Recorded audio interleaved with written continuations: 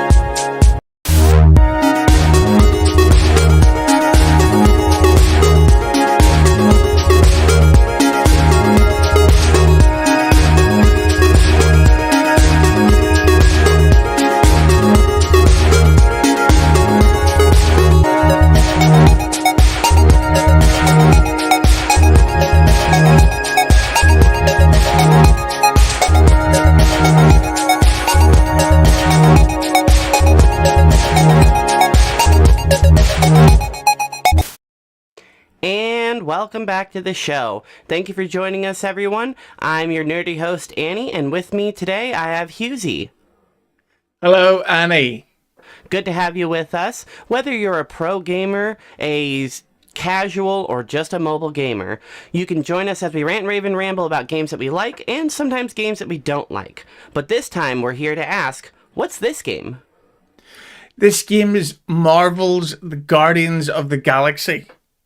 And thank you so much for suggesting this to me. Whenever you first brought it up months back, you suggested either this or Red Dead 2.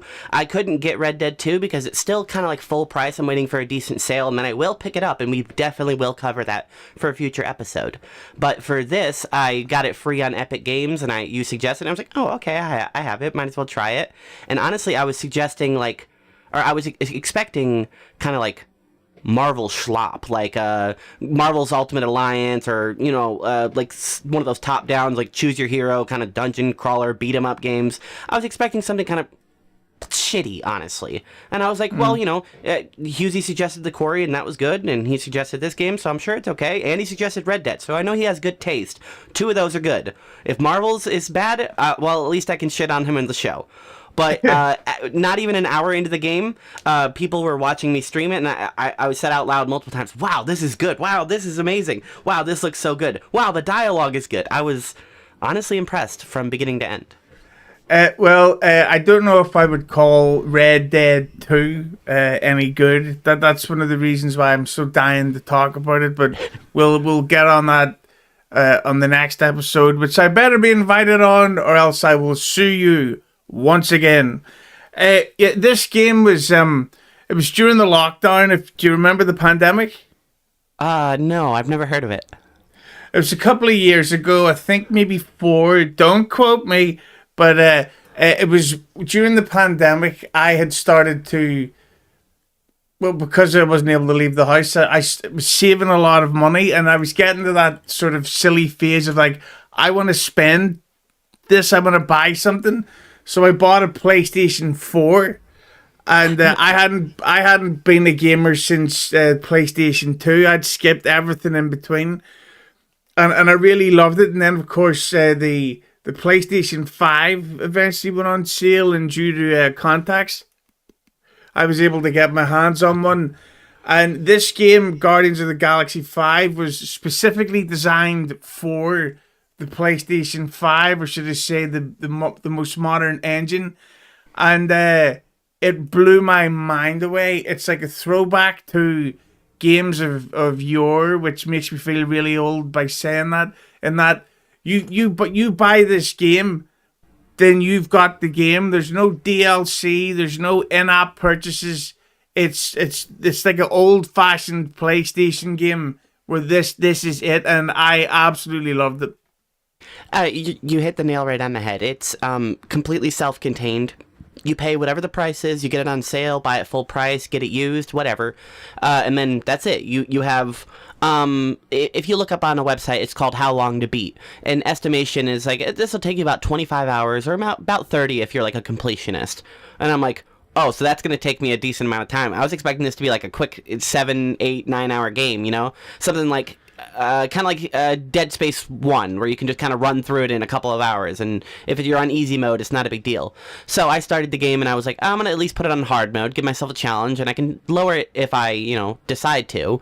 But I was pleasantly surprised with how the game was difficult, but I didn't feel like it was ever like brutally abusing me. There were some parts where I was frustrated.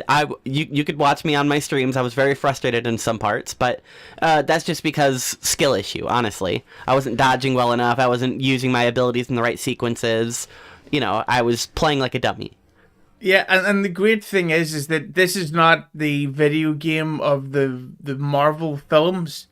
This is basically a video game of the comic, and because of course in the film world certain changes were made for certain characters, so this is kind of adapting the comic, and it's kind of what's the term, referential, is that a word? Yes. So something I noticed immediately after starting the game is, okay, this is not the Guardians of the Galaxy from the MCU. If that's the only thing you know the Guardians from, which is how I was introduced. I'd never heard of the Guardians before the first Guardians of the Galaxy movie came out. I asked my friend who was really into the comics. He's like, I don't know, I've heard of them once. I think they were in a crossover. I kind of know who the Rocket guy is, but that's about it. There's like some sort of tree guy, and I don't know. I think it has something to do with Thanos, who is coming. And I said, okay, cool, I will. And we went to go see it together, and I was blown away by that movie. So I was coming into this game expecting it to be, based on that. But I think maybe an hour or two in the game, I was like, hold on a second. So Peter Quill's dad is not a planet? Okay, cool, gotcha. Okay, so throw that out of the window. His dad was alien Spartan. That's who his dad was. He was king of some aliens, and then he fucked some Earth girl, and was like, all right, well, eventually they're gonna be mad that I did that. So here, have my guns, because your son's gonna need them. Yeah, and that's the thing, is that it's sort of plays into the fact that it's a callback to old-fashioned games, in that like when you start the game off, there's a thing where I think it's Rocket Raccoon challenges your character to, let's see who can collect the most diamonds first, or whatever. And you think, and I remember starting the game thinking, oh shit, this is going to be awful if this is what the game is like. And then, because that's the way old like Sonic and Mario and stuff used to be, all the rings, all the mushrooms, whatever the fuck. But then something happens, and not only does the tone of the game change, literally the aspect ratio of the screen changes. It becomes like super HD, super dark, lots of lighting, changes shadow, and then you just realize like, holy shit, this is blowing my mind. So the bigger the TV you get, the better experience. I got this game, or I got a new monitor just in time to play this game. So now this monitor over here, not the one I'm looking at, this one over here, this is in ultra wide, so it's like 3440 by 1440. So it's like a 2K ultra wide monitor, and as you mentioned, whenever there's a cutscene, the whole screen kind of squeezes in and gets like a lot more narrow, so you can focus really what's going on. And then once it gets back into combat, it opens up like full like game style and fills the whole screen, and it looks gorgeous.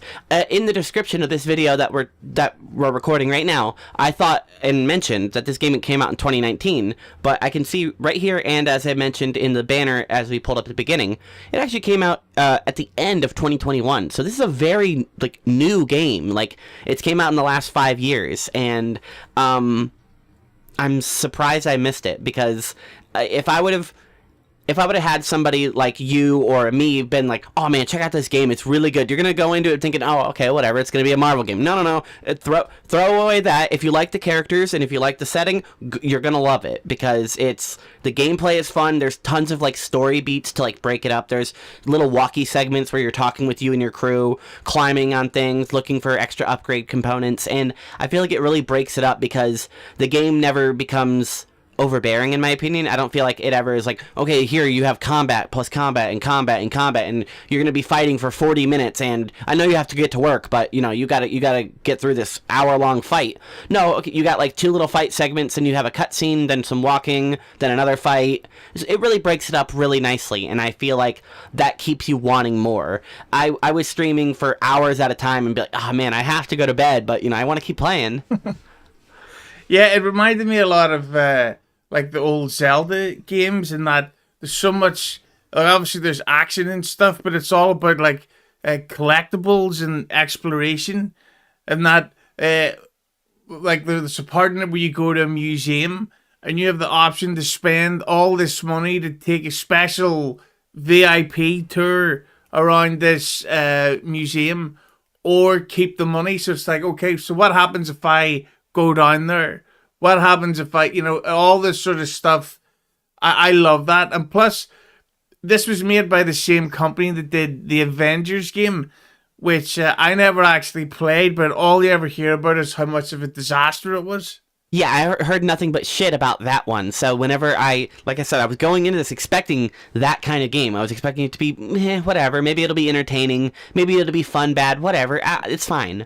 But I was blown away. And something that you brought up is this is a choice-based game. A lot of the choices don't feel like, oh, quick, you have to do this, or, the fate of the universe is going to end. There's not a lot of choices where you just, like, instant die or lose. There's a couple in the game. But that's just because the story's supposed to go this way, and it's supposed to be like, well, you still have the option of choosing, but, you have to choose to live, or you're gonna obviously die.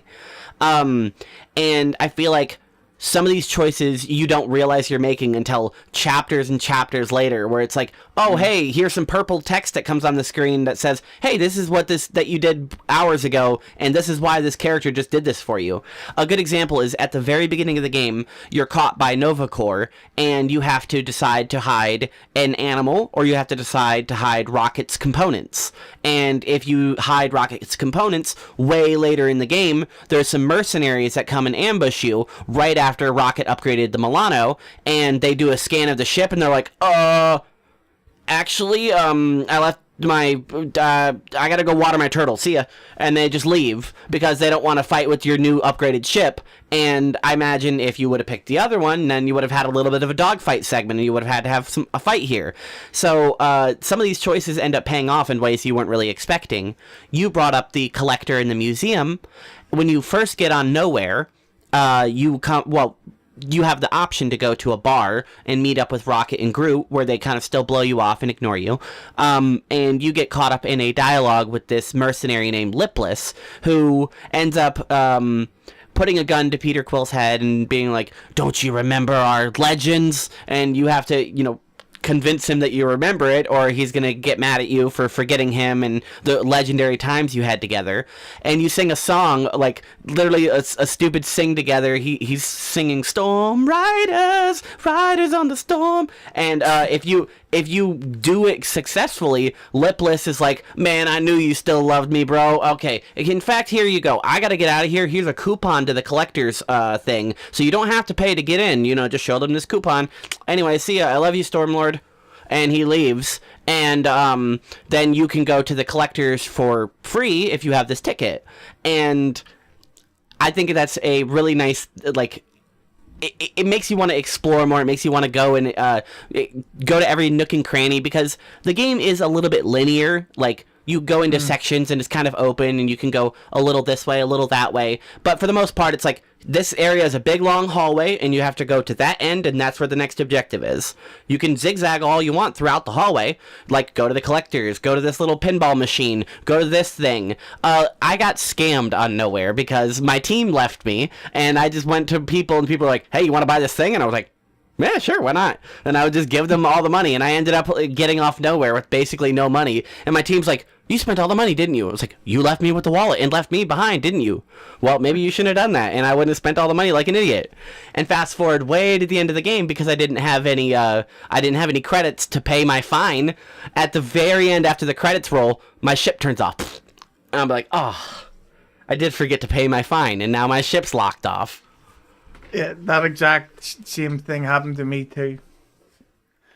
But it's because I paid for the tour of the museum, not the free ticket.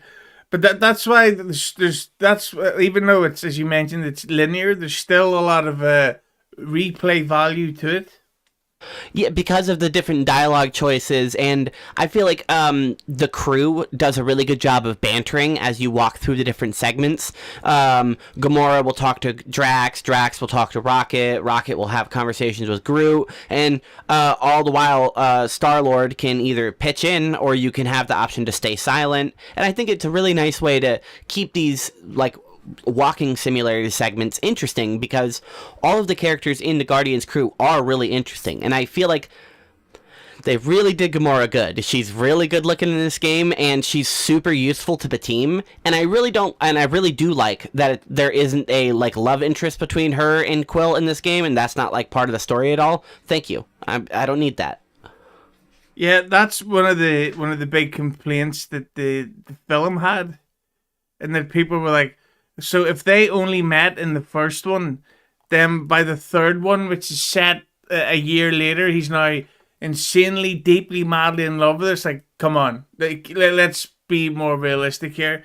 And I think this version, the game version of the characters, is better than the film version. Like a more interesting take.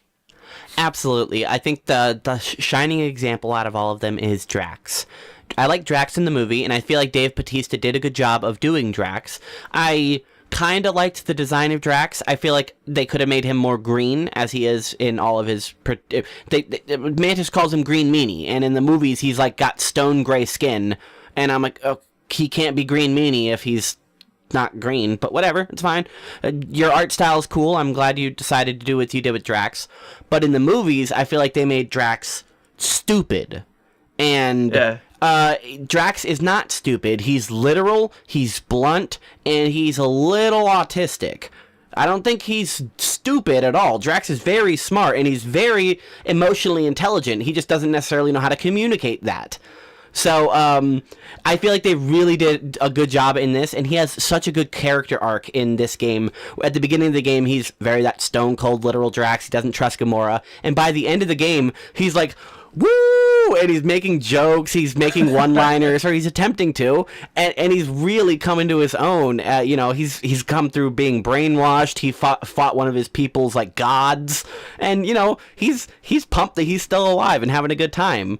I think they did Drax so good, and that's why the failure of this game it's such a shame, because I remember playing it and I was just like, I cannot wait to see how they follow this up. But the problem was, we mentioned back during the pandemic. Do you remember the pandemic? The what? The pandemic? I've never heard of it. Oh, it was a couple of years ago. But it was this thing where they brought out the PlayStation 5 during the pandemic, and it was very expensive, but also very hard to get one.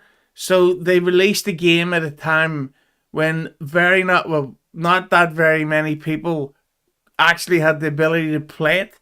And then on top the PS5 of it, is so hard to get. Yeah, and then on top of it, there was 7 PS5 games. So who's going to buy a whole new system for that amount of stuff?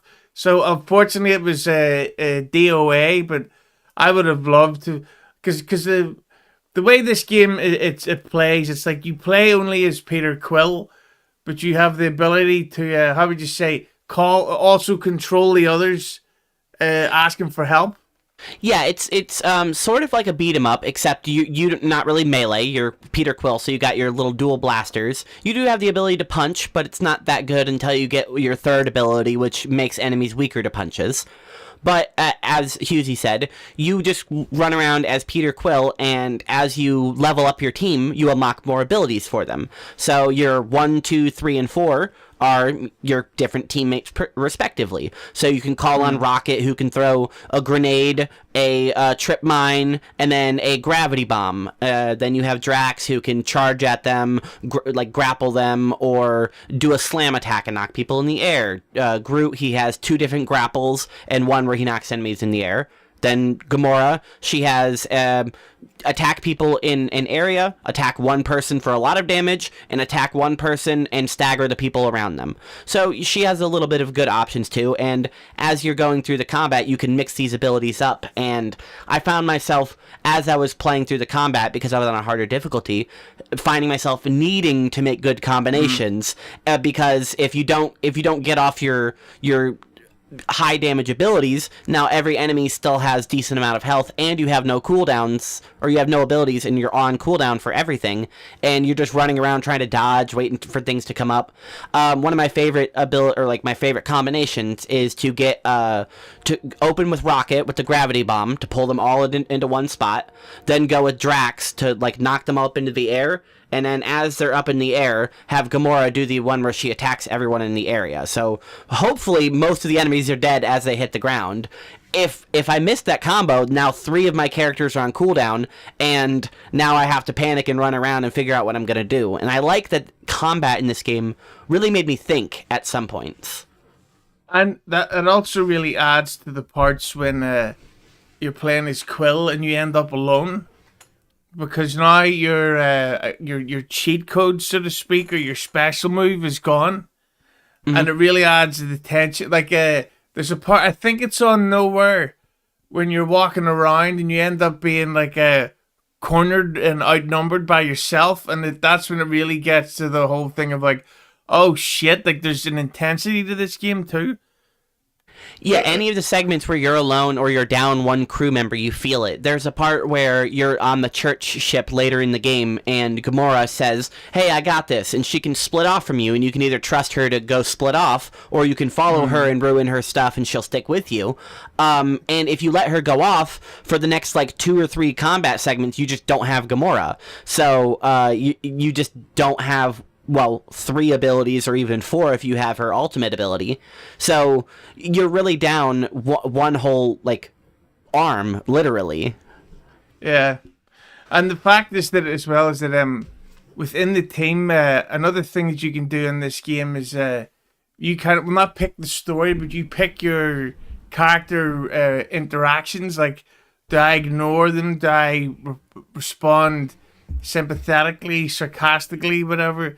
You can actually piss off the crowd, the people who in your team who will then not help you later on, which I absolutely love that. Yeah, I think that's really good. There is a opportunity where you have to activate a bridge, and Drax goes to grab Rocket and throw him, and you can either let Drax do it or tell Drax, hey, calm down, don't throw Rocket. And if you let him throw Rocket, Rocket will be pissed off and won't let you throw him for the rest of the game. You only get one Rocket throw, so you have to decide where you want to use it until way at the end of the game, where you have again character growth and a nice character arc, and Rocket's throw me. And then Drax is no, you are not a tool to be thrown about. Both of them have grown. Rocket to the point where he's if you need to throw me, throw me. And Drax is I realize what I did upset you, and I realize why. You're not a tool. So he finds another way, throws a giant barrel at the bridge, and makes it fall down instead of having to throw Rocket to activate it. So I feel there's nice callbacks, and you're constantly reminded that these characters are well written, and they're supposed to feel like they're people and part of your crew, and not just oh, Soldier 2, do that move. Soldier 3, unlock that door. Soldier 4, break that door down. Yeah. Yeah, and that's the great thing, is that not everybody can do everything. So sometimes if you're without them, you can be fucked, as they say. Yeah, there's something I also like is there's little puzzles for each crew member. So if you have to break something down, you obviously want Drax because he's strong. If you have to make a bridge, you want Groot. As you get tighter with your crew and they trust you more and know kind of what Quill is going to do, sometimes the characters will even take initiative and you'll like go up to a thing and get ready to select your character to do their move, and they'll already be running up to like slash the vines out of the way or punch the thing or throw the rock. And I feel like it's really, I was blown away about the just small touches of your characters getting better and getting smarter and getting to trust you more as the player and as Quill. Did you find the game scary at all, or should I say atmospheric? Yeah, the game has a ton of mood and a ton of aesthetic. So let's sort of get into the story. The game opens early, and you start as Peter Quill. You start at his 13th birthday, and you're greeted by your mom, who's like, hey, whenever you're ready, come upstairs and we'll have cake and I'll give you your present. So you can either go upstairs immediately or explore his room. And his room, right off the bat, I feel like sets off the tone for the game because there's so much little detail and there's references to real things and fake media, and it really shows who Quill is like internally because you can see his room and how he displays himself. The first big segment of the game is you are sent to the quarantine zone that is set up by Novacore because you're paid by some lady named Lady Hellbender who wants you to go capture some rare creature. And this area, I was just blown away. This showed off immediately how pretty the game is going to be and how good the lighting is. The colors are incredible. When you're in the quarantine zone, you can see ships like all crashed into some pink goop. The pink goop is spreading all over the place. It looks like you're kind of like inside of an organ filled with a bunch of ships. And then as you look past all of that, you can see stars, and you even past that, you can see like the shield gate kind of containing all of the quarantine. And it is just so... it's just dripping with mood and aesthetic. It's so pretty. I was not expecting it to be just amazing. So to answer your question, yes, this game is filled with beautiful moments. Yeah, and it's not like it's an open world game. Like there is a limit to where you can go to, but there's so much exploration within the map that's the stuff that makes you think, okay, I need to go back to that level and really check out those mountains. There's got to be unlockables and collectibles in there. Oh, excuse me. And that's why I've got to play it again. I'm dying to play this again. When was the last time you played it? Oh, well, I skimmed over it again about 4 days ago. Mm-hmm. But I get this when it was pretty fresh out back in 2021. You know, during the pandemic. Do you remember the pandemic? I think I've heard of it. Yeah. Somebody mentioned it. A couple of years ago. Yeah. So, but back when it first came out, I was obsessed with it. The soundtrack, because I love a lot of that 80s type rock, was excellent. And I just thought like this game is fantastic, and it's exactly the stuff that you described that adds to it, because it's not just a fighting game. It's very like artistic, shall we say. Yeah, the story is good as well, I think.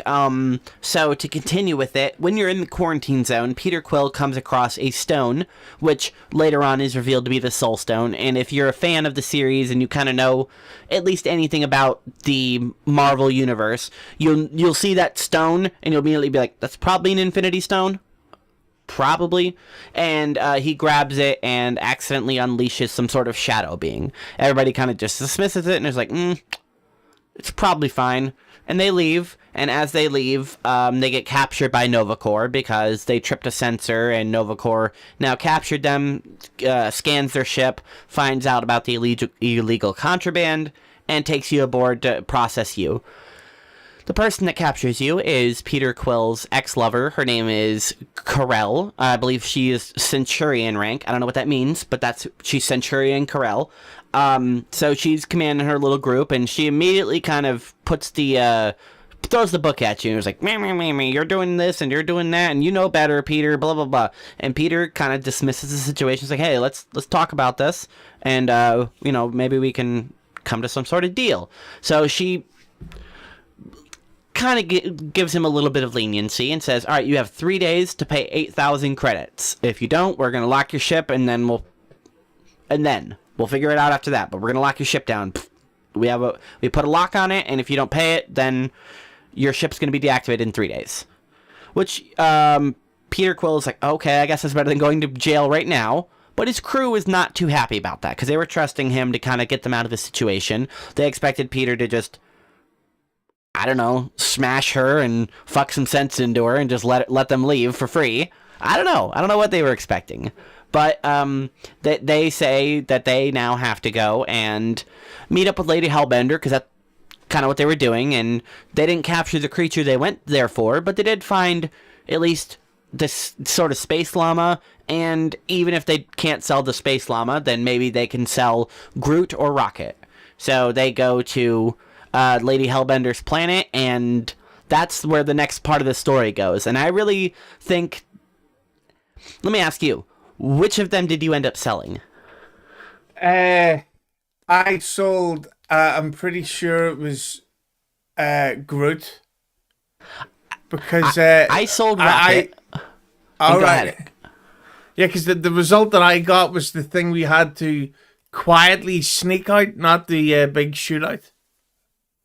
The reason I ended up going with Rocket is because Rocket, I was exploring a segment, like looking for upgrades or whatever, and as I was exploring, Rocket snuck into the cave with me instead of waiting outside like everyone else had been up until this point. So he's like, hey, when you're done exploring, can I talk to you? So you meet him at the entrance of the cave, and he's like, hey, can you not sell Groot? Groot doesn't belong in a cage, he's my friendly boy. Don't do this to him. And you either have the option to stick with selling Groot if you agree to that, or change your plan and try to do it with Rocket. So I appeased to Rocket because I didn't want to, I was like, okay, I know you love your boy and you don't want to have to worry about, breaking him out or him being upset or whatever, and you're man enough to handle it, so sure, we'll try you.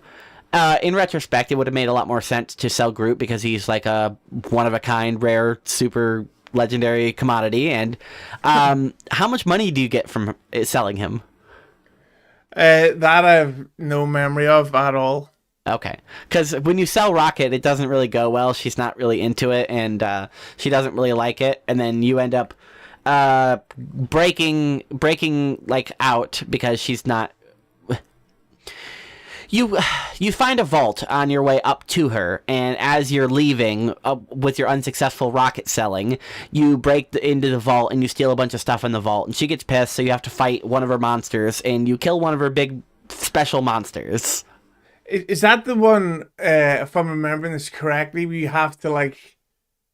It took me forever. We have to freeze its claws. Mm-hmm. So that, yeah, that part was my least favorite part of the game, because that took me forever, because I didn't actually understand what I was supposed to do. There are some parts that I feel like you can either take this as a positive or a negative, depending on what kind of gamer you are. But there's some parts of the game that are like, sorry, we stopped holding your hand like 20 minutes ago, and we forgot to tell you, and you have no idea what's going on in this fight, and you're going to struggle for the next 10 minutes until you can figure it out, or go back a checkpoint and listen to all the stuff that you missed. Yeah. A good example is the first time I come across the wizard enemies. There's one in a yellow robe and one in a red robe. One in the yellow robe does something, and the one in the red robe does a different thing. And as you're going through this fight, your teammates are just screaming at you to kill the wizard, and I'm like, which one is the wizard? Is it the red one? Is it the yellow one? Can either of you give me colors? Can either of you tell me what's going on? They keep saying, he's healing his teammates. I'm like, I know. I just don't know which one it is. Can you tell me which one is the one that I need to kill first, and I will absolutely kill him. I struggled with that fight. I died a couple of times, and I got to the point where I picked one of them, and I unloaded every single ability I had, including my own, where you just like shoot a bunch of bullets repeatedly at them, and I got him down to low health, and I just ran around as he was slowly healing, and I just killed him, and I was like, oh. I'm sure if I knew what was going on in this fight, if I would have paid attention, maybe there was something I missed, but I had no idea what was going on in this fight, and it took way longer than needed because I missed something or the game didn't explain it to me. And clearly that's what happened to you in that fight, because you're just supposed to, you got a new ice gun and you're supposed to go and freeze his little arms, but how are you supposed to know that whenever you're trying to live and your whole team is screaming at you constantly, Peter, save me, Peter, watch out, Peter, do this, Peter. I'm like, shh. And there's a great thing in it that you can press a button that creates a team huddle. And if you pick the right questions or the right quotes, you can motivate them for like a minute and a half to be like invincible, which sadly I fucked up quite often. Yeah, I messed up a few of the times. I feel like they do a good job of giving you the hint because it's a 50-50 choice. Your crew will run up to you, and they'll say a couple of things between themselves to you, and little words will appear above them. And you're supposed to pick whatever choice has those words in it. Like, if they say something about an ambush, then you look for the word on the bottom that has the word ambush in it, or, fighting an ambush or something. If you pick the other one, your team's like, what are you talking about? Like, if they come up to you and they're, like, cheering that, wow, we're crushing them, Peter, we're blowing them away, and then Gamora's like, yeah, but I'm doing the most, and Drax is like, you have the strongest arms, and then you're just like, calm down, team, they're not gonna win, don't have any fear out there. They're like, fear? What do you mean? We're crushing them. Peter, whatever. And they'll go back to the fight, and you'll get a damage boost, but none of your other team will, and you still, all heal and you still rally, but you don't have that, like, yeah, that you all do if you actually get the right huddle. Exactly. See, and all that adds to the realism of it all. Like, sometimes you do just say the wrong thing. Yeah, true. I really like the huddle mechanic because it came up in... I felt like it was never up too often, and it was never like, I was never like waiting for it, I felt like it was always ready when I really needed it. Yeah, and that's why specifically during that thing we have to fight that giant creature and you have to freeze its arms. I felt like I was huddling way too often. It was that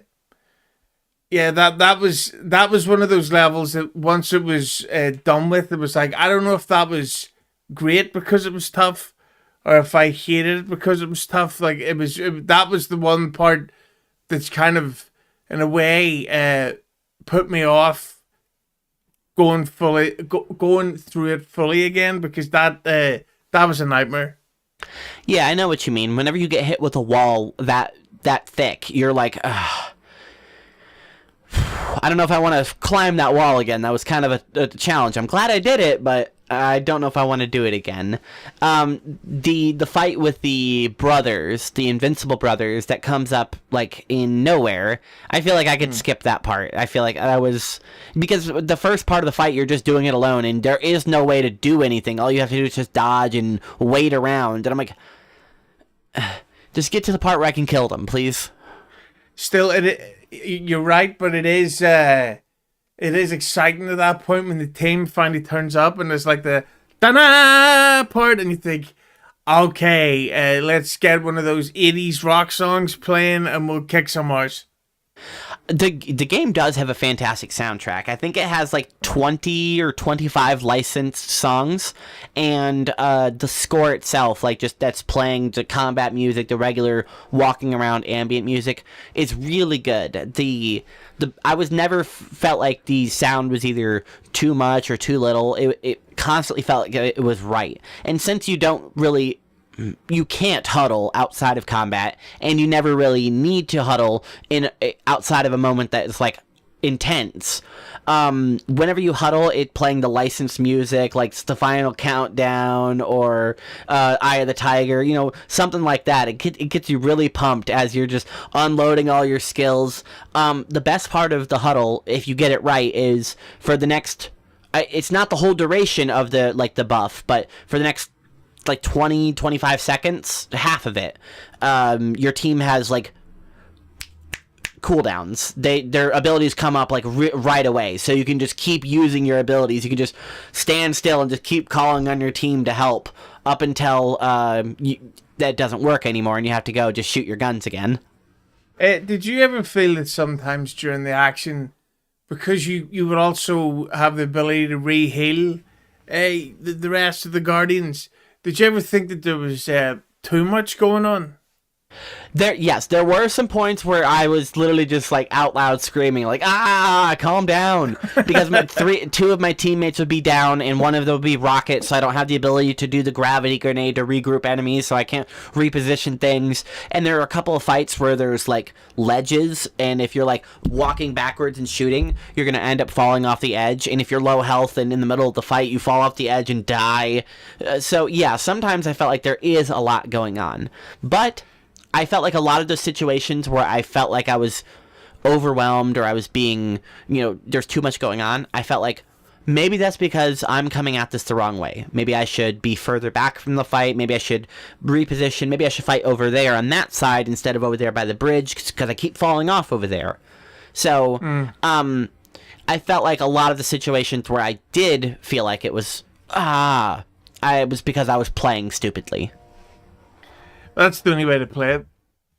Well, of course, and it makes sense for Peter Quill to make stupid decisions. The first ability you get for him is your little jet boots, and it allows you to just kind of float for about 30, 40 seconds above enemies, and it doesn't really have any use in the game, honestly, because if you just double jump and then aim your guns and shoot, he kind of floats anyway, and he doesn't float for the whole time. He doesn't have a jetpack anymore, but he does fall slowly, and you can stay in the air as long as you keep shooting.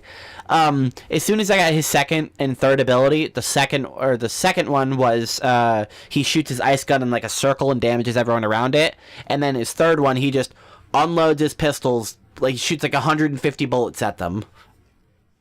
Do you how do you interact well with the QuickTime events? Okay, so some of the QuickTime events I felt like were fine, but there were several in the game where I lost multiple times because I guess user error. In a lot of QuickTime event games, as soon as the button appears on screen, you're supposed to press it. In this game, there's a circle that is this big, and then it'll approach the middle of your screen, and then it'll go into a smaller green circle, and when it's in the green circle, you're supposed to press whatever button it is. If you press it before or after the green circle, you miss. So you have to be patient on some of them and have delayed reactions, and it's supposed to be a quick time event, not hold on event. Okay, there we go. As soon as I see the buttons, I kept trying to press it. And the first time you get your new gun, you have to do a QuickTime event that you haven't done before, where you aim your right stick and your left stick, or keyboard and mouse, if you're on keyboard and mouse, and you have to aim them to the center, and then after you get them both into the center of the green circle, you have to press a button. And I failed that 3 times because I didn't know what to do. There was no text on screen that said what I was supposed to do. I was and then I would get it into the green circle, and Peter Quill would just jump onto the wall and die. And I'm okay. Yeah, there's a bit when you get arrested by not the Guardians, the police, whatever the fuck they're called. Nova Corps. Yeah, the Nova Corps, and there's a bit where a bridge falls and you're trying to grab someone. That took me 40 tries because I could not time it. And that again, that's probably on me, but that was very annoying. Yeah, I feel like it's partially user error, but I felt like the QuickTime events could have been better. If they wouldn't have had that weird delay thing where you have to get it at the perfect timing. It's like I said, it's a QuickTime event. It's supposed to be quick. It's supposed to be quick. Press this, press that, press this, mash this button, move this, do that, not wait. Alright, so a couple of times I failed. The very one of the last QuickTime events of the game, Nikki is running and she has the gem in her hand, and then she runs and she trips and drops the gem, and you have to like use every one of your crew members to hit the gem to get it to the right position. And the first one is Rocket. He turns with his gun and like he aims it before the QuickTime button pops up. He already had his gun aim, and I pull the trigger and immediately lose. And I'm like, oh, okay, because I have to wait for him to aim more. Get ready for more of that once you start Red Dead 2. There's a lot of shitty QuickTime events. I almost threw the fucking controller at times because it's like you have got to be like, you cannot expect someone that they're supposed to know that they have to wait. But no spoilers, of course. Okay, well, I'll be looking forward to failing QuickTime events in that game. I felt like at least they didn't make them too often. There were, they came up, but there were never too many. Every time they did come up, I was annoyed by them, and I felt like I would lose. But at least usually they had a checkpoint right beforehand, and you wouldn't have to wait too long. I felt like the longest one was the when you get your heat gun and you're running towards the wall, and if you mess that up, then you have to wait until Peter realizes he has the heat guns, tells his team he's going to run, then his team runs, then he has to aim. You just watch this cutscene over and over, and you're like, I'm not having fun anymore. And one of the things that I did dislike at parts, because there's at times within the game... hello? Hello? Oh, sorry, I thought I kicked my mic cord out. There are times in the game where you can put on... Peter's visor, his headgear, and it kind of gives you a hint of where you need to go or hidden passages and stuff. But there's sometimes that they're not that obvious, and you can spend like 30 minutes walking around in a circle, realizing that you were already at the exact position and the whole time, and it's like there's nothing that specifically says go through here, go there. It's up for you to find it, but sometimes your crew will give you hints like, Peter, we're supposed to be over here, but most of the time, like you said, you'll just be walking around aimlessly being like, am I retarded? Is the game broken? Am I in the wrong zone? That happened to me twice on Lady Hellbender's planet, where I just didn't know where to go or what to do, and it's because I didn't use my visor to look for a tiny little yellow crack in the wall to tell Drax to punch it. I think that's exactly the part that I was in. But the thing is as well is that one of the things that I do love about it is just how massive scale the game is. Like when you go on the Nova Corps ship, it is enormous and there's so much depth to it. When you go on Lady Hellbender's planet or island, whatever it is, it's like an endless fucking mountain and castle and all this stuff where like all that shit. To your point too, the planet that you fight Fing Fang Foom on near the end of the game, where it's just this dead ice rock, and for whatever reason, around the planet it has a ring of like 2001 Space Odyssey giant ice obelisks floating in the sky that occasionally will just fall onto the planet and either explode on impact, making like a nuclear bomb explosion, or will be so deadly that they will crash into the planet, cracking it and not exploding and becoming a permanent fixture on the planet. So the planet's sky is literally falling at all times, and the planet is so cold that if you stay on it for too long and the sun's not up, you're gonna die from a flash freeze. Oh, and not to mention there's a giant dragon on it that's trying to eat you whenever he's hungry. So you just look up into the sky and you just see all of these things, and you look out onto the frozen lake and you can see them falling from the sky, and boom, giant explosions. And like you said, the sense of scale is just impressive. You're like, we are this tiny on this giant planet, and it actually feels like it. It doesn't feel like it's just like, oh, it goes this far and then it's like a 2D texture or it's like a 3D background way posted over there that's just following you. No, I felt like they really did a good job of making everything feel like it's as big as it is. And the thing that I love about it is that getting back to the storyline is that it's not just your usual, this is the villain, you have to fight the villain and that's that. It's that it's like a slowly evolving revelation, if that's the correct word, of what is actually going on. And it's hard to talk about without spoiling it for anyone, but We can spoil it. I mean, this podcast is about talking about the game, so warning going forward, there'll be some spoilers on the story. They use the Soul Stone to create what is called faith energy, which is, I guess, if you want to boil it down, it's just the soul believing in something and that has some sort of power, which Raker, the church's head, has somehow figured out how to harness using a bunch of machines. So he's going around spreading this sort of mass hysteria illusion called the Promise, which is like a psychic illusion that'll imprison you and make you think that you're living like this perfect life over and over on loop. And that's pretty much what it is.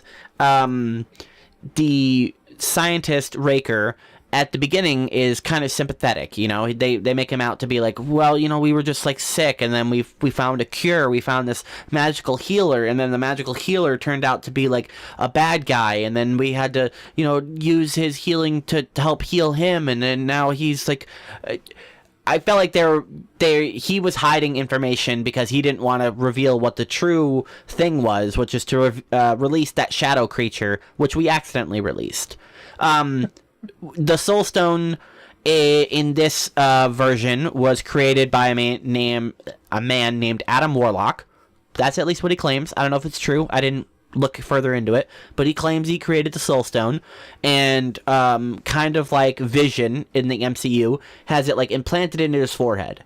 At some point, it started giving him some headaches, and he was being like, dark urges, and feeling like he could use all of the people worshipping him. So he wanted to take out his dark urges and separated himself from the Soul Gem, at which point Raker decided to use it kind of because that's really where all of the power was coming from, not Adam Warlock. So after that, he betrayed Adam Warlock, kind of imprisoned him in the core of a planet, and that's kind of where it went. Then Raker is going around trying to find somebody strong enough to use the Soul Stone, just like Adam Warlock, but is easy to manipulate.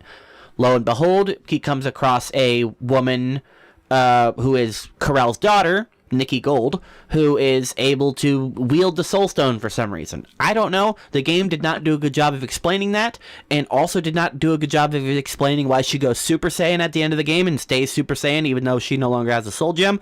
I don't know. It's a comic book. They can say whatever they want, and it's fine. I just wish they would have came up with a single reason. What did you think about that? Yeah, no, that's there's definitely stuff like that, like little plot holes, but I guess you kind of have to give them the a free pass considering you're walking around with a tree. True. I just feel like they could have explained some things better. Like a good example is it's mentioned that Drax killed Thanos, except throughout the story Drax is continuously saying, no, I didn't. So did you kill Thanos? Is Thanos dead in this universe? Because clearly we're in a timeline where we're post like Infinity War, and we don't really have to worry about him snapping half the galaxy to death anymore. But like, is it just like a story that was made up and Thanos is still alive? Or did you actually beat Thanos and you just think you didn't kill him? They don't explain that. They don't explain a lot of things that I feel like maybe if you read all of the comic books, you would know this stuff, or spent hours on the Wikipedia, you would know this. I don't feel like that is... In most games, I feel like that's bad game design, where there's big things that you're supposed to know, or they expect you know, and it's just like, I don't live here. I don't know what you're talking about. I didn't grow up in this universe. Yeah, and I don't know who Drax is. And the thing about the Promise as well is that in it, the characters aren't... Not all of them are completely against the idea of it. Because like Drax is miserable. His character is that he was the last of his race. His wife and child were murdered. This whole race of people were killed off. So he kind of wants it, even though he wants to help people. Yeah, he likes to be the hero and the good guy, but he's like, also they brought back my wife and child, and it's an illusion of infinite loop. Like, I can just live with them forever? Okay, that's kind of cool, thanks.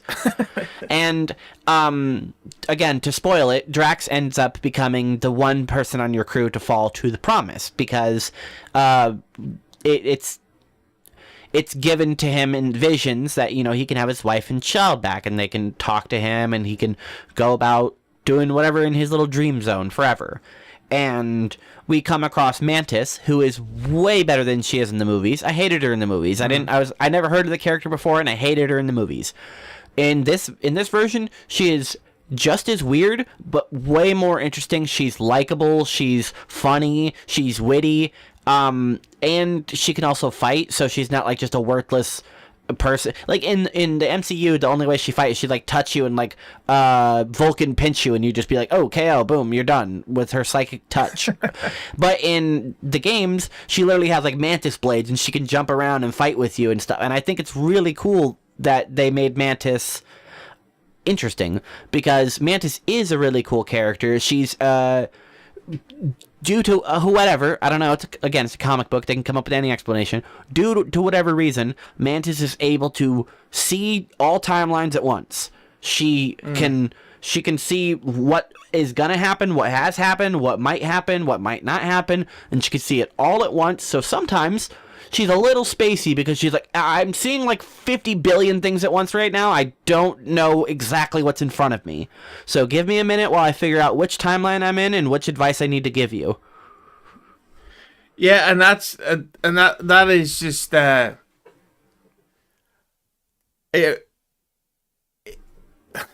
thing about this game is that I think that it gets sort of mislabeled as a superhero game because so many of them are exactly the same, but this one is way more dramatic and in depth than your regular fight all the Nazis and to unlock Thor or whatever, you know.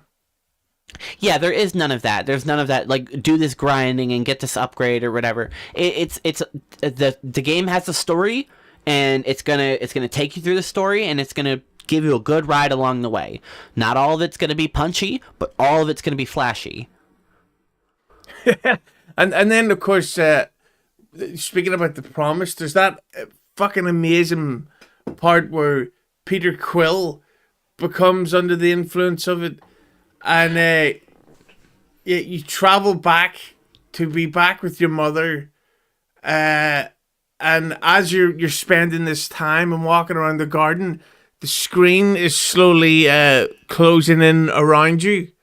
And right, then you're getting like goes... glitchy tunnel vision. You're getting tunnel vision, but it looks like dark glitchy pixels just slowly peeling into the middle of your screen, getting closer and closer.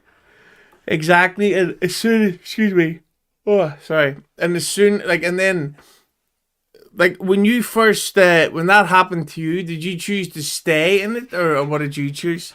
I chose to stay because I was like, I don't know exactly what's happening, but I'm gonna assume that this game doesn't have a you lost forever, this is the end of your save file, you can't go back kind of thing. So I also felt like I missed something that was happening in that house that maybe I was supposed to know about or see or whatever. So I decided to accept the promise, and it time loops to right whenever you're hugging your mother, and then it flashes forward maybe an hour and a half, 2 hours, where Peter's waiting for dinner to get ready as people are helping Mom Quill get ready for dinner, and you're outside fixing whatever's wrong with the truck. And that's where your promise is. It's you and the crew on the farm with Mom, just chilling and relaxing, having a good time, reminiscing about missions, not really having any threats. You can see the Milano parked in the back. You have Groot out there hanging out with the trees. You got most of the crew inside. You got Gamora and Rocket watching TV with the dog. Drax is helping Mom talk about knives.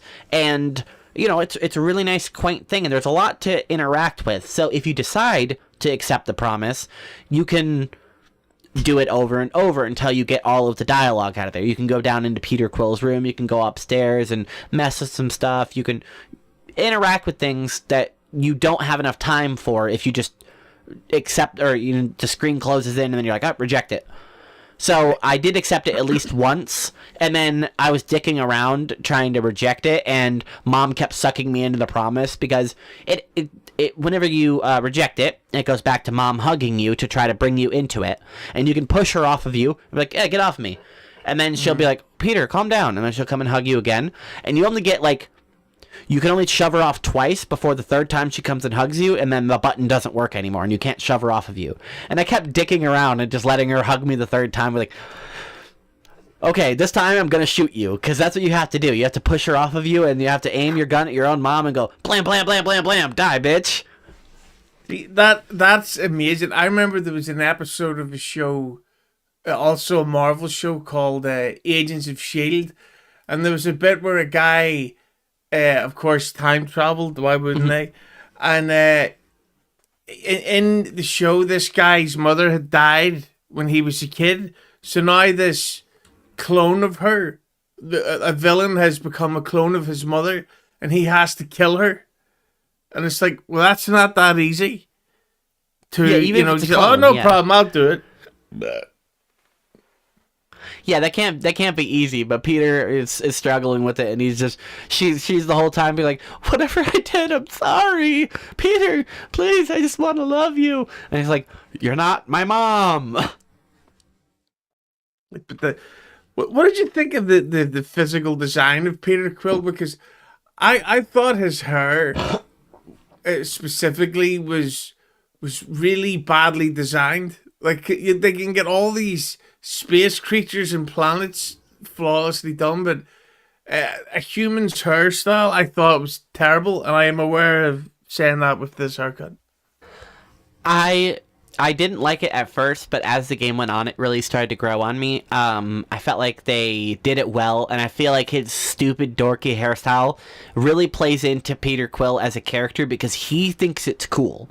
He thinks it's cool that he's got the stupid buzz, and he's got like a pompadour that's flat that goes straight back, and it's like a mullet, but it's not. It's a weird hairstyle that I feel like only he would have and be like, yeah, this is cool because I saw it in a movie when I was 9. That's true, yeah. I mean, he literally wears a patch that he took off of his jean jacket and then got a space jacket, ripped that patch off of that, sewed it on his new space jacket, and thinks it's cool, and goes by the name of a rock band that nobody knows about on Earth from, I don't know how old he is in the game, but we'll just say 20 years ago. He thinks that's cool. I mean, it kind of is, but it's also incredibly dweeby. It's so nerdy and stupid that you're like, wait, hold on. Your superhero name is the name of a band you liked as a kid? Autograph. Turn Up the Radio. The song is Turn Up the Radio from the album Sign In, Please. Yeah. What? The name of the band is Autograph. The name Peter of the Quill's into. Oh, that's like the real name of the band? Yeah, I actually enjoyed that song a lot. Stott Chunkster says, LOL, of all things you complain about the hair, and then he follows it up with, yeah, that is a great song. Yeah, no, that song is great, and it became, well, not to get the show in trouble. So over here, there's a Irish saying that goes up the ra, but you can't say that because you can get in trouble. So if you ever see anybody online from Ireland writing up the radio or turn up the radio online, that's their sneaky way of saying up the ra, turn up the radio, you know. So when I seen the name of that song, I was just like, this is a game for me. It's like you're trying to communicate with me. I know it. Trump 2024. Good campaigning, by the way, Annie. Oh, yeah. I voted for him 3 times. That's why he won. You got to get those illegal votes in. You have to cheat. Yeah. All right, so moving back to the story a little bit, the story kind of escalates after you find out that Raker, he because he needed a person to replace Adam Warlock as the kind of holder of the Soul Stone, he ends up using Nikki.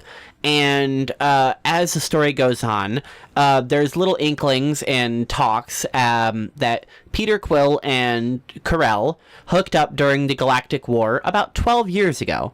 And it just so happens that Nikki is 12 going on 13. So maybe the timelines just so happen to add up. And it's very fucking likely that this non-pure Creed child who Carell happens to have and is taken care of and is the same age as when you fucked her, probably your daughter, dude. She's probably your daughter. So I didn't know there was going to be I was not told there was going to be foul language on this show, by the way. But yeah, that was the T word. The T. Trump. Oh, excuse me. I was too busy you know supporting the IRA. You know how offensive that is to my people. But yeah, the thing about the kid, that was when I first sort of realized the character interactions. Because you can get the kid to like you or not like you straight away, and I got her to not like me because I found her annoying. Yeah, so I was like, "Shut up, you!" I thought she was annoying too. I was like, "Yeah, God, you're like a narc and you're a dweeb and you're also like uncool." Ugh, god dang. Yeah, fucking. I did like that she was a good artist. Once you get into her secret lair, because she has to get you through there to get to a different part of the ship, she has like a hidden kind of, like a kid would, like a secret fort. You know, she's got drawings on the wall. She's got little, like a hammock, you know, some snacks and whatever. It's her little hideout in the ship. And you come across it and there's like a big mural of her mom fighting in the war. And Starlord's like, wow, this is really impressive. Hey, but where am I? And she's like, what do you mean? She's like, I was like right there, me and the Ravagers. We were doing this, like right in the war. We were fighting alongside your mom, you know, like, I'm tough. And she's like, whatever. But also kind of likes it because she's like, oh man, well, maybe this guy isn't like a dweeb. Maybe he is cool. Because she thinks that Peter Quill is just like this boring like pirate guy that her mom tends to like. But as you go through, you have the option to kind of make her like you or not really, and it really depends on how you interact with her. Later on, whenever you have to come back looking for her, if you ended up liking her in the beginning, you can get right into her like secret bedroom because she had already given the password to it earlier. And that's just one of those things that your choices don't end up paying off for like 5 or 6 chapters. This is way at the beginning of the game, maybe chapter 2, and then later on you're looking for Nikki in the bowels of the Hall of Hope, and hey look, we made her like her, so now we can go right into her room and we don't have to find the secret code or have Rocket go through there and unlock the door. Did you like the fact that you had to make everybody like you to benefit from the story, or do you think it would have helped if it could have played both ways? Could you repeat the question? Yeah, I probably should. So, you know the way when you meet Nikki, it helps for her to like you? I would have liked there to also be the option that if she didn't like you, that it would also affect the story. Like you can't get Yes, I feel like it would have been a little bit better because if Nikki ends up not liking you and you come back into her there, you can still get into her room by just having Rocket go through and unlock it from the other side. It's really easy. It's not like it's barely an obstacle. So it's not like there's any real benefit for getting her to like you other than just I played the game differently. I felt like, yes, maybe it would have been better if there was like a secret locker in her room that had upgrade materials or maybe an outfit that you couldn't get, you know, something that you would be like, oh, on a second playthrough I'm definitely going to do that because I know there's this outfit behind this door and I can't get that if Nikki doesn't like me. Do you mind if I just quickly turn that main light on? This one's burning my eyes. Do it if you need to. It'll be 2 seconds. some of the choices end up coming back in ways that benefit you quite largely. There's a part of the story where you have to convince the Nova Corps to end up not giving up their mission, because they're kind of like, well, this is too big of a threat and the galaxy's fucked, so we're gonna give up. And you can convince them to keep going, and like, hey, look at this new information and trust us to help you help the galaxy, and we can do this together.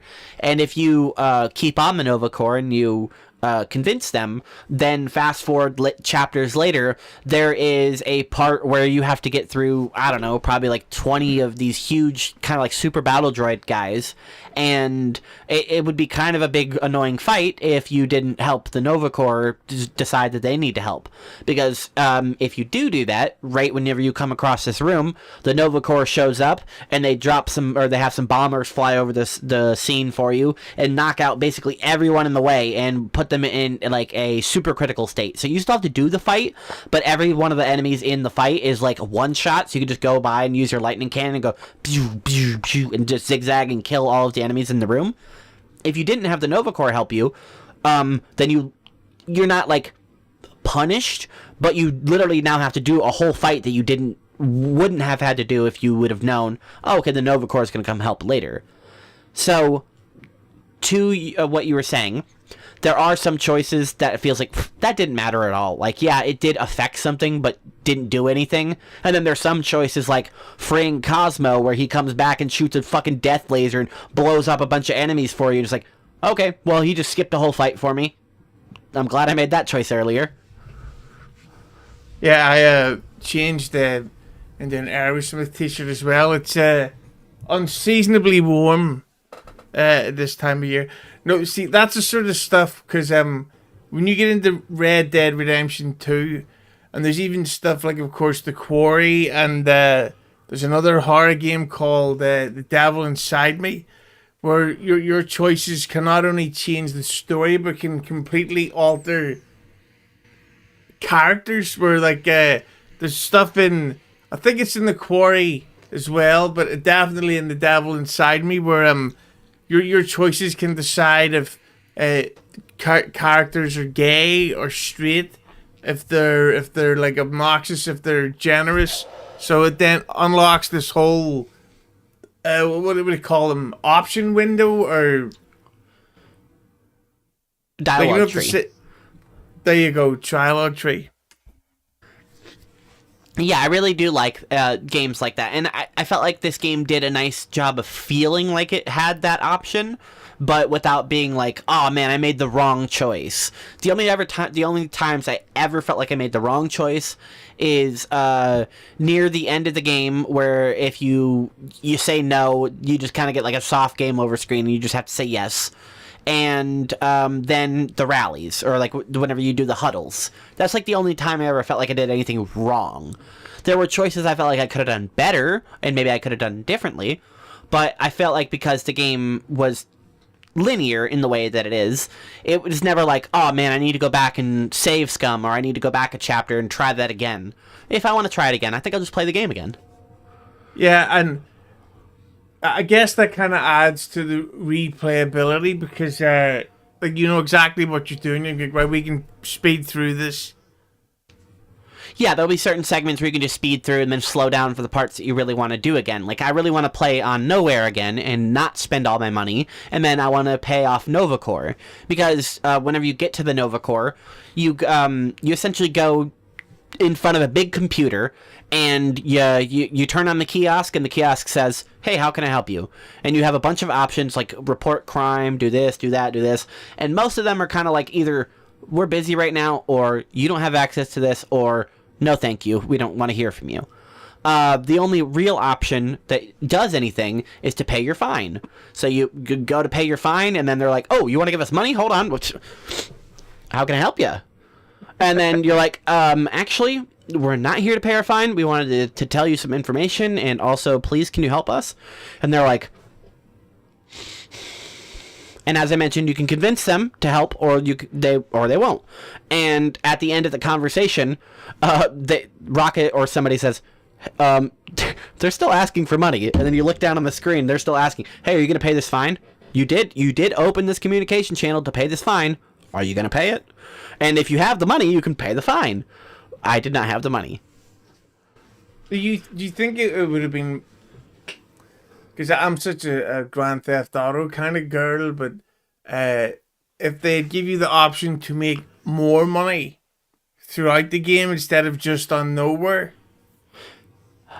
I feel like that would have been interesting. Like maybe you could pick up some side missions or something. I feel like, you know, money is not really a thing in that game at all, except for to get into the collector's thing, to have like a little bit of extra information or whatever, just some extra text to read and be like, ooh, look, they have Frog Thor. Ooh, cool. I mean, that's awesome. I like that they had Frog. Is that worth however much money you have to pay, or is that worth talking to Lipless? I don't know. If you've already done it once, you could probably skip it, but if you want the best crew dialogue, then you probably want to still go to the collector's office and get the doll for Gamora. So either way, you're going to have to spend some money, and the only reason the money exists, for, like, all intents and purposes, the only reason you get money in the game is to pay your fine. Which doesn't actually affect you. It doesn't actually ever do anything in the story because there's so much other big important stuff going on until literally the end of the credits roll, where if you didn't pay your fine, your ship turns off. And I think that's funny that they're like, hey, we didn't forget. You did, but we didn't. It is pretty funny. And that's the shame of there not being a sequel. So the game ends, you're just stranded in space. Right, like what happens? Does Adam Warlock go out there and fly your ship to safety? Like what happens? Like, do you use a distress sequence? Do you call Nikki? Or well, Nikki's with you. Never mind, you don't have a way to call the Nova Corps. Like exactly, what do you do? And I guess it doesn't really matter because it's kind of like a comic book where it just wraps up and it ends, and then the next episode would probably be completely different and be like, Peter Quill on Zanzibar, fight the alien Russians. It's like, okay, cool. Everybody watching this needs to go buy 15 copies each of that game. We need to do something to get the sequel going. We need to find out what happened. I really would like it because the Guardians are like they're really cool because it's in the MCU and it's taking place kind of alongside the same time as like the Avengers, but nobody knows who they are or whatever because at this point they're still kind of Earth locals. They're not really, because in this timeline it's not the MCU where, you know, Thor chops off his head. It's not like any of that. They never fought Thanos. Apparently Drax killed him in a revenge fantasy. And, you know, like that's cool that Earth has really nothing to do with what's going on with this, and you can kind of go anywhere. You could have Peter go back to Spartax. You could have him go to nowhere and find the rest of the corps. You know, there's a lot of things that you could do with the Guardians of the Galaxy, especially if you wanted to bring in bigger enemies. Like, if you wanted to actually do the Kang the Conqueror stuff, you could do it in the Marvel Guardians of the Galaxy game. You know, you could do a lot with it that you can't really do in the movies, and you can't really do in another form. See, this is why they need to hire you to be writing these things. We need... Why can't we just have our own way? I don't see why it's such a ask that basically everything we want, we get. Right. That's such a small ask. Give me everything ever, please. Yeah, thank you. Is there anything else particular you want to cover in this game? Just that one of the things that they did do in this that I loved was it has a false ending. Oh yes, I literally cheered out loud for that. The credits were rolling, and when it happened, I was still streaming because I like to watch the credits on stream. You know, give the game their props, let the developers earn their credits. You know, whatever. Even if it takes a minute, let the credits go. The credits were rolling, and then, you know, the thing happens, and I literally screamed out loud, "Woo! This game has everything! Fake credit roll, let's go!" Yeah, so for those that haven't seen it, so you win the battle, you save the world, and you go to a post-credit scene where you start talking about how, what did they say about Adam Warlock? He's got, like, indigestion. His tummy's not feeling good. Yeah, and then what we come to realize is this is not the end of the game, and that the villain or whatever has possessed Adam Warlock. So you now have to fight an enormous version of Adam Warlock in space, and there's literally no description on how to beat him. There's nothing. It's difficult, it's tough, but visually it's just insane. Yeah, you're just out in the cosmos suddenly, like, basically on the astral plane inside of Mantis's mind, so she can kind of contain it on side of the Milano before it breaks out and actually starts devouring the universe. So you're just on this, like, flat, smoky disc in the middle of a bunch of stars and planets and stuff, and then Adam Warlock is covered in the shadow goop that Magus is made out of, and Magus has fully taken him over, and he's just up there being a douche, and he's Dr. Seuss rhyming at you, and just honestly just being a cunt. And he grabs planets and starts throwing them at you, summoning shadow monsters, and it's over the top and completely like, okay, here's the Marvel moment where there's giant guys throwing planets at me and stuff. Okay, this is what I was expecting. Yeah, I thought that was like the perfect type of ending, because there's the whole bit where you're walking, you're being celebrated by the people, and you're actually controlling them as they're posing to the crowd, and you've got Kiss playing in the background. Kiss rules, by the way. And you just think, oh, yeah, and you just think, oh, I'll kick back, and there'll probably be like a dancing Groot or whatever, and then this happened. It's stuff like that keeps you on your toes, and I would like to see more thought like that be put into future games.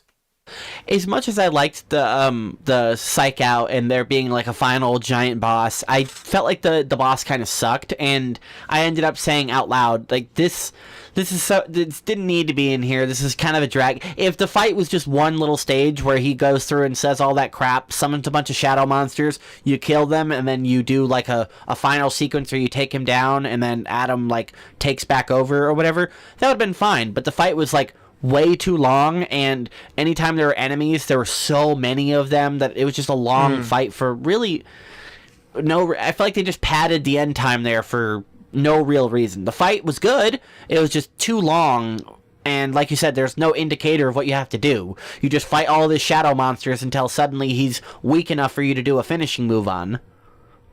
Yeah, I just think that this game failing, it really goes back to the fact that you can't make low budget games anymore. So there's hundreds of millions being spent on these games, which makes the profit margin almost impossible to make. Like, if you look at GTA 6 apparently has a $2 billion budget, which is fucking... Yeah, it's insane. Well, a lot of that, like, I mean, a lot of that is the licensing for the music. Like, this game has a ton of licensed music, so they have to pay Universal or whoever owns the music.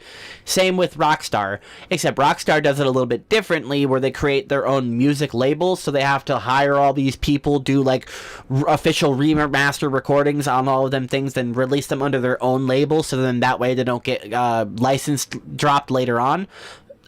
Because that's what happens to like the older GTA games, is now they just are missing music because they don't have the license for it. So the re-release game, they just take out tracks.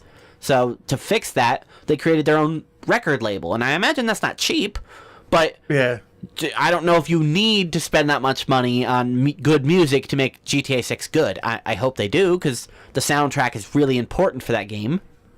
Oh, and I just think that the problem with these budgets is... Speaking of the soundtrack, Stott Chunks to ask, is there classic music in the soundtrack?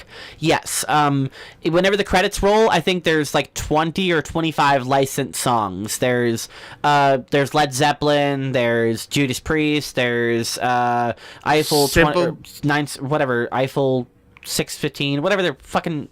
Dabba-dee-dabba-die, you know, like, they got so many licensed music in this game, and on top of that, they have a really good, like, actual soundtrack. So they have the scoring, like the, you know, the combat music, the pianos, the orchestral stuff whenever bosses are fighting, and then they have a ton of licensed music in important cutscenes, or like whenever you're back in the past with Peter Quill's mom. And anytime you activate your supers, you just have tons of like, anytime you literally just activate your music button, put on your headphones, and now you're listening to Never Gonna Give You Up as you're killing a bunch of guys. So yeah, there's a ton of licensed classic music. I Blondie, gotta, Europe, Rush. Yes, thank you, Spurk Snake. Simple Minds. What? Where is the name of the soundtrack? Okay. This is gonna rock your socks off. Come on. Alright, fuck it. It won't work. I don't care. Find out yourself. Okay, good one. I felt like overall this game was just a joyride from beginning to end. I felt like they really encaptured the spirit of it. They had like a bunch of carefree douchebags in space who are trying to be heroes because they realize none of them are really great people. Except for Groot. I mean, Groot's fine. Groot will murder people if he's asked to, but I mean, whatever. Yeah, I think that and that's what's such a shame that this was not a success. Like, it just seemed like this was the next mega franchise waiting to happen. Maybe the next one wouldn't be about Quill as the lead. Maybe it would be Gamora or Groot or Rocket, and that would be how the sequel could have been. It's just there's so many possibilities, and I think it's just a shame. Like if the sequel was about Gamora and then with her being connected with Thanos and stuff, oh, hurry up! Everybody go buy those copies so we can get the sequel. A sequel would be a good idea, but a prequel would also be decent because this game, as I mentioned, is set forth past when Thanos is allegedly dead. This is after the Galactic War. This is after the Avengers have already been formed and they've been fighting on Earth. This is past all of that. So if they did a prequel, they could be like, hey, this is Peter Quill in the Galactic War. This is how he met Gamora. This is how he met Drax. This is how they met Rocket and Groot, because it's great that the crew is already formed. You don't have to worry about all that origin stuff. But I feel like that's good for a second game / a prequel because now you want that stuff. You want to be like, okay, so how did this version of them get together? That's true. I just think it's bizarre that in this... See, this is when we were going through this stupid fucking time frame of everybody calling everything woke. And specifically Marvel, like, oh, they're making the Marvels the movie. That sounds woke. It's like, why? What's woke about it? What exactly is woke about female superheroes? We've had them for decades. Why is it a problem now? And this type of shit, I just think that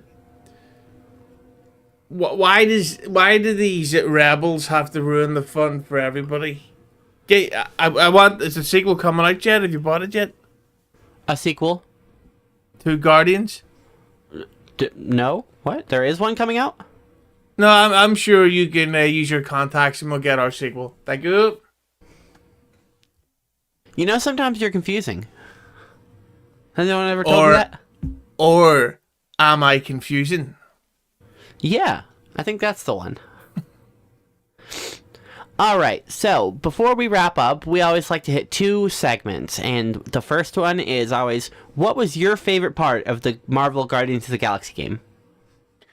Oh, my favorite part was the bit, it's way at the start when you get on the Nova Corps ship and you see that creature go past, and they're kind of talking about why the ship is so empty and quiet, and then that creature flies past the giant...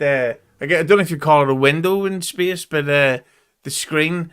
And that's when the aspect ratio changed and it goes all like mega super HD. And then you've got the modern day Unreal Engine playing at full effect. And you just think, this is incredible. And especially because this was the first PlayStation 5 game that I'd ever played.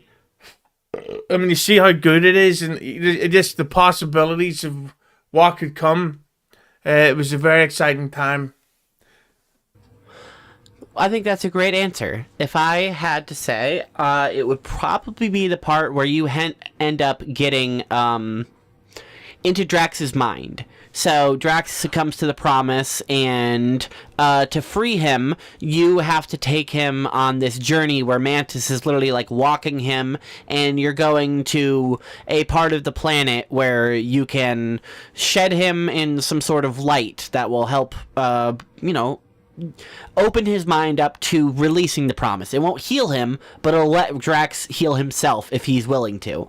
So as you get to this part of the planet, you all come together, and then you dive into Drax's mind, and you're chasing him through and trying to like whisper to Drax and call out to him, and he hears you, but he wants to ignore it, but he has that itch on him, and you finally get to confront Drax, and you even fight him a little bit, and then you finally get Drax to come back, and he comes and he says, "If it weren't for you, I would have stayed there forever."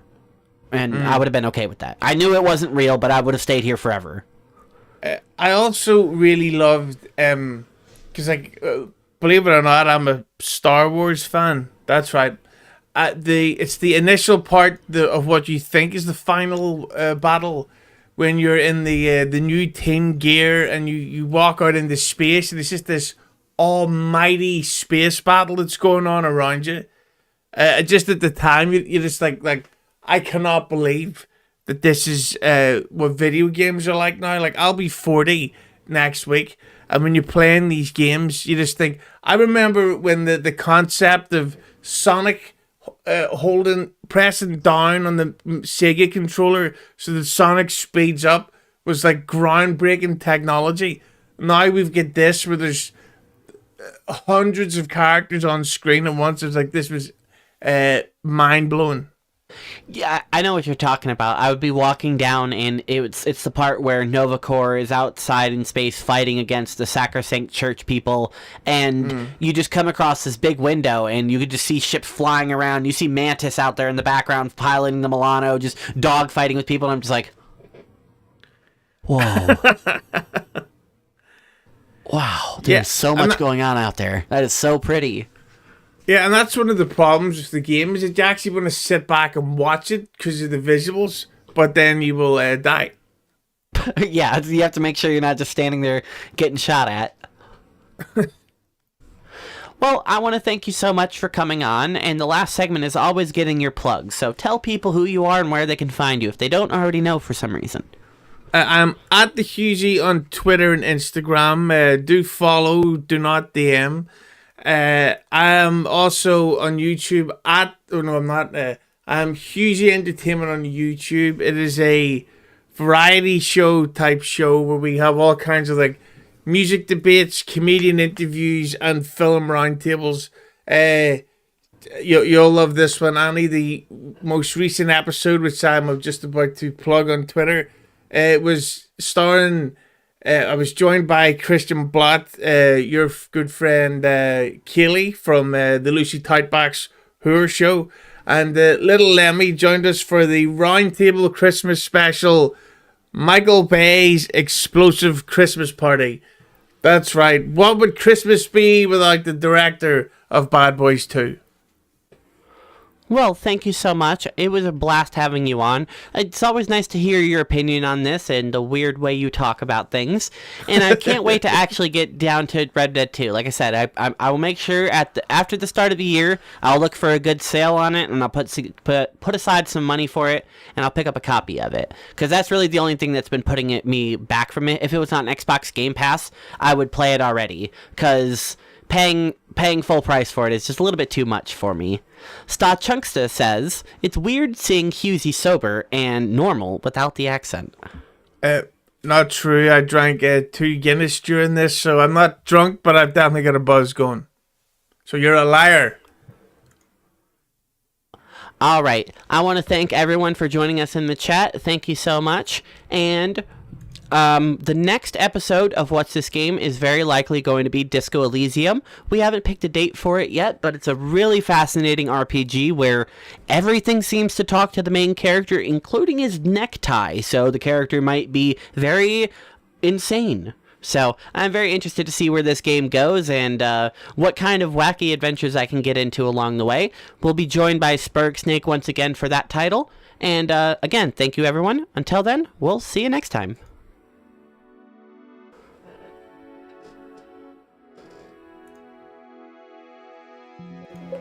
Oh, gotta actually hit the outro music. Dum dum dum dum dum.